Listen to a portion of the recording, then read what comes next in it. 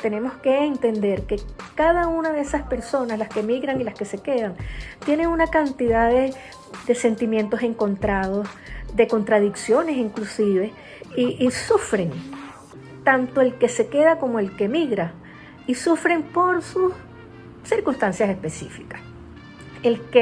La persona que emigra sufre de algo que el que se queda en el país no se da cuenta, y es el desarraigo.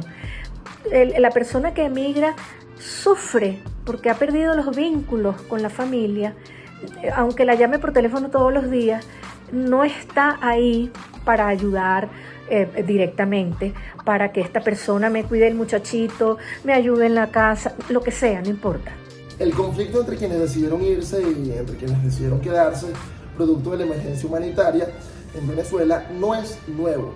Es algo que, si revisamos en nuestra historia reciente, en nuestros 211 años de independencia, de vida republicana, vamos a poder encontrar detalladamente. Por ejemplo, cito el caso de la independencia. Entre los años 1812 y 1813, incluso 1814, muchísimos venezolanos decidieron salir del país, o de lo que en ese momento era Venezuela, por los embates de la guerra. Entre ellos estaba José María Vargas, que va a ser presidente de la República años posteriores. ¿Por qué? Porque sencillamente decidió ir a culminar sus estudios de medicina en Edimburgo, y al regresar ya en tiempos de la República de Colombia, también conocida como Gran Colombia, recibe mucho rechazo por parte de algunos sectores, sobre todo militares, quienes de alguna manera niegan sus capacidades y sus méritos para ocupar ciertos cargos en la administración pública venezolana o colombiana en este caso. ¿Por qué? Bueno, porque fue un hombre que no vivió las batallas, que no enfrentó la guerra, que fue un hombre que mientras se estaban matando aquí entre españoles y patriotas, como le llama la historiografía, él estaba estudiando plantas en Edimburgo e incluso curando enfermos en Puerto Rico. En este caso hay un conflicto allí, incluso eso se agudiza más cuando vemos su elección como presidente en el año 1835. José María Vargas, si bien es electo por importantes sectores de la sociedad venezolana, resulta que recibió mucho rechazo. Había quienes decían, mira, este tipo no, porque no batalló, no derramó sangre. Mientras nosotros estábamos aquí calándonos la guerra, él estaba muy cómodamente en su vida en Edimburgo. Entonces ese es el primer caso que de alguna manera podemos encontrar en la historia de Venezuela sobre este conflicto entre quienes se fueron y quienes decidieron quedarse.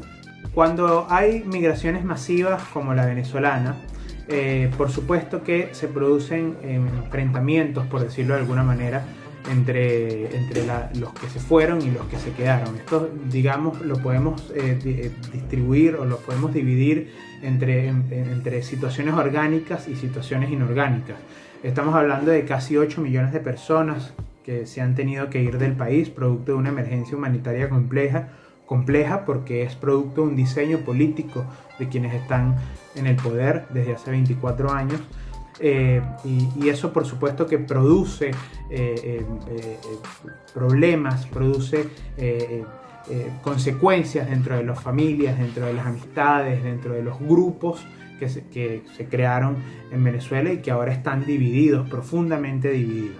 Pero esas consecuencias orgánicas son una parte, probablemente las más pequeñas. Hay unas consecuencias inorgánicas que son creadas y estimuladas precisamente desde el poder. ¿Por qué? Porque el chavismo, hoy con Maduro y desde el inicio con Hugo Chávez, viven de la división de la sociedad. Primero entre ricos y pobres, entre los pro-yanquis con los revolucionarios, dentro de la misma Venezuela, los que viven en el oriente o en los Andes, que intentan hacer ver a los que viven en Caracas como los culpables de los que les suceden a ellos, cosa que no es así. Los únicos responsables son los que están en el poder, y lo mismo hacen entre los que se quedaron con los que se fueron. Estimulan esa división como hace el régimen cubano con los que llaman gusanos, que son los que están afuera.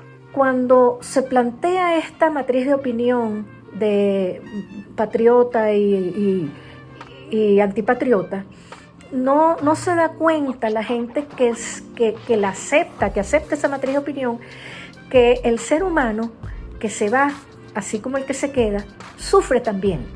Está sufriendo la crisis humanitaria compleja.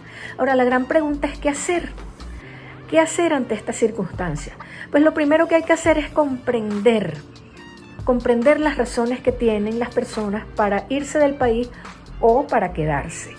Gran parte de la reconstrucción y de la formación de lo que hoy es Venezuela se debe a estas personas que regresaron a hacer vida republicana, bien sea a través de la propiedad privada, bien sea a través de la educación, como lo fue el caso de José María Vargas. Y en el caso del gomecismo, ahora volviendo otra vez, también sucede lo mismo.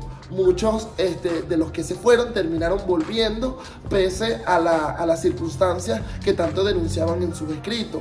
El regreso de Pocaterra, por ejemplo, ayudó a la transición democrática del gomecismo a la democracia incluso del trienio Adeco. Basta revisar la trayectoria política del personaje.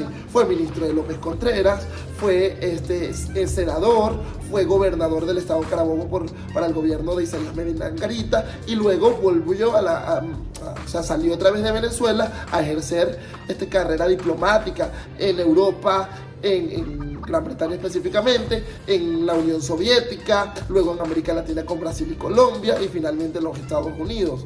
Es decir, al final este conglomerado de personas que decide quedarse o decide irse termina siendo república, termina contribuyendo con la formación republicana venezolana y con la transición hacia su democracia, ¿no? Yo creo que estos ejemplos, tanto de la independencia, en el caso de José María Vargas, como con el gomecismo, con el caso de José Rafael Pocaterra, dan fe y demuestran que lo que estamos viviendo hoy en día no es algo nuevo, es algo que tiene vieja data y que evidentemente, siempre va a suceder, ¿no? En aquellos países que se ven obligados a migrar de manera forzosa, porque la migración, a fin de cuentas, es un proceso que existe desde que existe el hombre. Como decía, el régimen venezolano necesita que haya una división entre unos y otros por varios motivos. El primer motivo es porque al haber ese distanciamiento, las personas que están adentro se van aislando cada vez más. Van perdiendo esa identidad con el mundo exterior, y los que están afuera entonces terminan cayendo también, ambos terminan cayendo en ese juego macabro que quiere el chavismo-madurismo, es decir, que los que están adentro vivan diciendo que los que estamos afuera queremos el mal de ellos, nada más alejado de la realidad. Nosotros tenemos familiares dentro de Venezuela, las familias que están dentro de Venezuela quieren que sus hijos, sus nietos, sus padres que están afuera les vaya bien, pero crean ese reconcomio de la sociedad entre afuera y adentro, que es lo que decía anteriormente, es inorgánico. Y luego, hay mucha gente que cae en eso. Ellos necesitan mucho esto también políticamente, porque la gente que está afuera es la vocería de lo que sucede dentro del país, es la que mucho dice lo que ocurre con la violación sistemática de los derechos humanos, lo que ocurre con una realidad de una Venezuela inexistente que ellos quieren vender. Entonces, al hacer que la misma gente dentro de Venezuela deseche mucho de lo que dicen los que están en el exterior, entonces le están haciendo el trabajo de alguna manera. Esto por un lado, y por el otro estamos hablando por supuesto, de momentos electorales donde ellos no quieren que más de 4 millones de venezolanos con posibilidad de votar lo hagan, y mientras más alejados estemos de los que están adentro, pues estos no van a pedir que esos derechos se cumplan. Lo estamos viendo, por ejemplo, ahora con la discusión por las mismas primarias, que hay mucha gente que dice, ¿para qué van a votar? Si ellos están afuera, si no han luchado, si ni siquiera pueden votar en las presidenciales.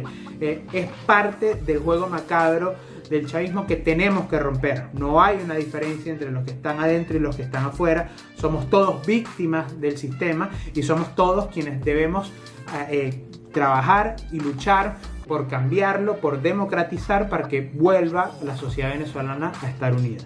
Tanto el que se va como el que se queda sufre. Los sufrimientos son de ansiedad, de tristeza, de rabia, y lo que nosotros podemos hacer como mínimo es comprender las razones que tiene cada quien para hacer lo que hizo. Que lo hizo mal, que lo hizo bien, ya ese es otro cantar. Pero al comprender las razones podemos seguir siendo hermanos, podemos seguir siendo patriotas, podemos seguir siendo compatriotas. No caigamos en ese maniqueísmo de que te fuiste y eres traidor, y como yo me quedo soy patriota.